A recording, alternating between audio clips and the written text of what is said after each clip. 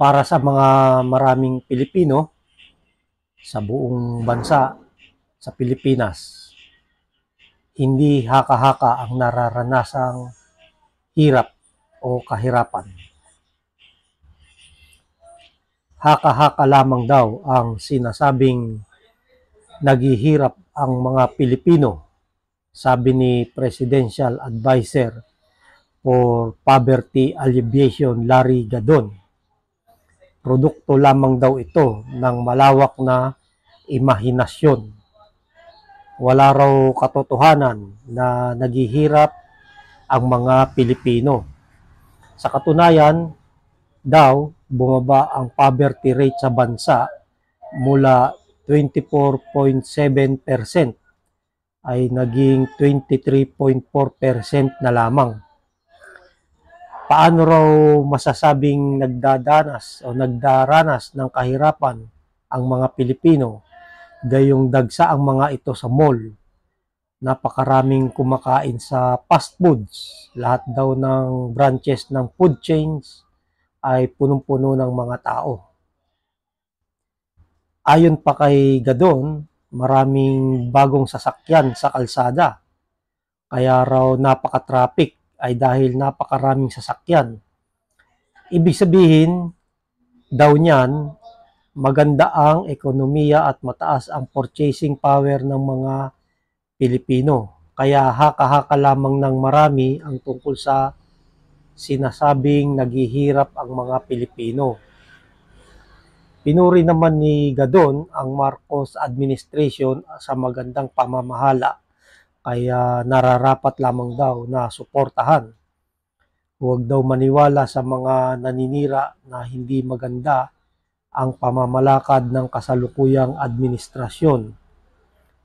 Binatikos naman si Gadon sa sinabing haka-haka lang ang nararanasang kahirapan.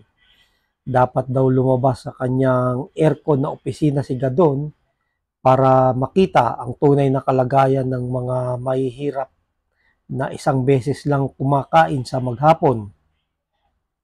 Sumalungat ang mga sinabi ni Gadon sa ginagawa ng DSWD na pamamahagi ng ayuda sa mga mahihirap. Kung haka-haka lang, bakit namumudmud pa ng ayuda ang DSWD sa mga tao? Nagsisinungaling ba ang DSWD? Bukod sa ayuda, patuloy din ang pantawid ng Pamilyang Pilipino Program o 4Ps ng DSWD, kung saan pinagkalooban ng tulong pinansyal hindi lamang sa pagkain kundi pati sa pag-aaral ng mga anak. Kung haka-haka lang ang sinasabing kahirapan, mas mabuting itigil na ng DSWD ang pamamahagi ng ayuda at ilaan na lamang sa mga proyekto. Ang pinagbabasehan ni Gadon kaya nasabing haka-haka ang kahirapan ay ang mga nakikitang tao sa malls, fast foods at mga bagong sasakyan. Subalit kung magtutungo siya sa mga liblib na barangay, lalo sa Mindanao, makikita niya ang katotohanan. Maraming may sakit na hindi makapagpa-ospital dahil sa kawalan ng pera at naghihintay na lamang ng kamatayan. Marami ang walang sariling tahanan, marami ang walang trabaho, maraming bata ang hindi makapag-aral dahil sa kawalan ng pera at walang makain.